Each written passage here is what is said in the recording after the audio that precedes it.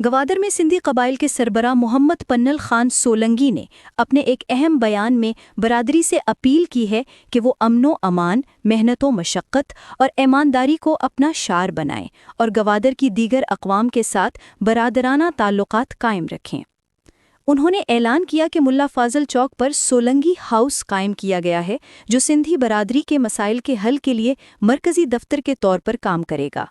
انہوں نے کہا کہ اگر کسی سندھی فرد کے ساتھ ناانصافی یا ظلم و زیادتی ہو تو وہ بلا جھجک سولنگی ہاؤس سے رجوع کرے، جہاں اس کی شکایت کو ترجیحی بنیادوں پر سنا اور حل کیا جائے گا۔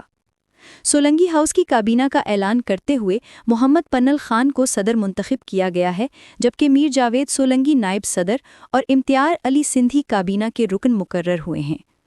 انہوں نے برادری کے تمام افراد کا شکریہ ادا کیا جنہوں نے ان پر اعتماد کرتے ہوئے انہیں منتخب کیا۔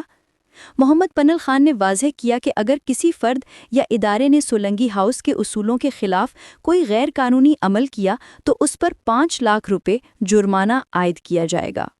انہوں نے امید ظاہر کی کہ جس طرح ماضی میں برادری کے مسائل کو حل کیا گیا، اسی جذبے کے ساتھ یہ سلسلہ جاری رہے گا۔ انہوں نے برادری سے اپیل کی کہ وہ محنت و مزدوری کے ذریعے اپنے خاندان کی کفالت کریں، امن و امان قائم رکھیں اور کسی بھی غیر قانونی سرگرمی سے گریز کریں۔